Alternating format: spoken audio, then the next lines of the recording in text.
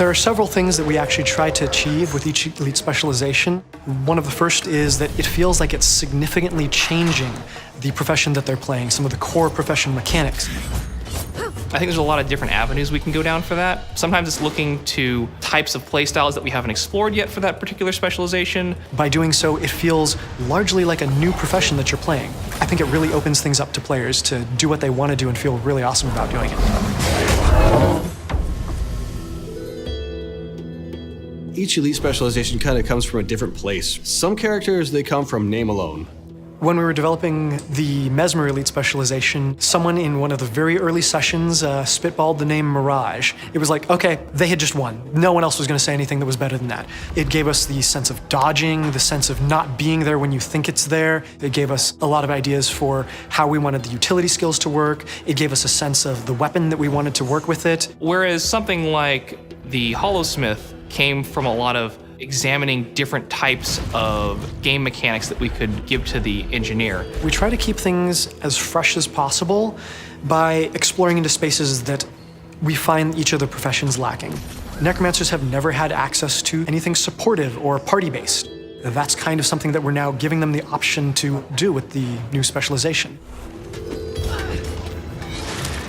A lot goes into making elite specs happen. We work with concept artists to try and make sure that the feel is right and that it's expressing the right types of moods for the specialization. We work with the raids team if there's a problem with one of the mechanics we're having that might influence raids or World v World or PvP or so. We'll develop particular aspects of a specialization more or less depending on some of the feedback we get from other design disciplines. But at some point, we have to kind of tie things off from a design side and hand them off to other teams.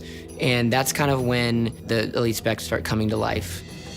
When you're doing new sounds for an existing profession, you want them all to really fit together and feel as part of a whole, but you still want to interject something new and a little bit different. I always enjoy anything Mesmer related because, I really went crazy on creating very disjointed sets of tones for the Mesmer, so it's always cool to revisit that and try to add to that palette. When you can play it as a complete package, it starts to feel really cool. Probably one of the largest hurdles that we run into when developing an elite specialization is trying to perceive all of the consequences of every change that you're going to make to the core profession.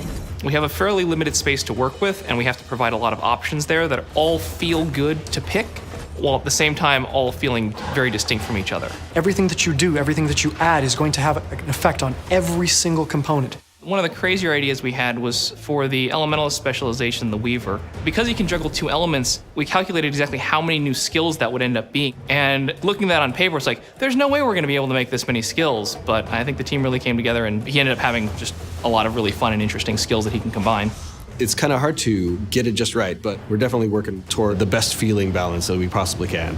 After you've built this stuff, you end up playing it for a while to see how it feels. Sometimes you scrap it early, sometimes you stick with it for a while and then scrap it later, and other times it only needs a couple of small adjustments to make it work the way you want it to. The Firebrand, the Hollowsmith, the Renegade, they underwent like virtually complete revamps at multiple points in time. Utilities, traits, just about everything.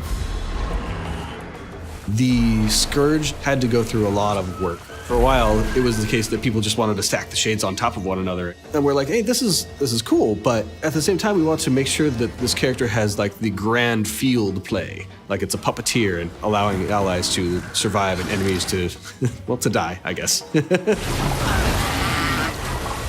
And we have to look at it across multiple modes of gameplay, which are very different. We have to look at it from like 1-on-1s to 5-on-5s to many-on-manys, and then we have to look at it 50 people against a world boss in numerous scenarios. And those all need to feel like your profession has a role that they can fulfill. I think what's great about Guild Wars is that there are 9 different professions that already play pretty differently from each other. And I think Elite Specializations kind of allow you to either dip your toes into what a different profession might experience or to just try an entirely different play style that you hadn't considered before. I want players to feel excited, hopefully a little bit overwhelmed at the choices that they have and the feeling that all of the choices that they make are going to feel meaningful and awesome.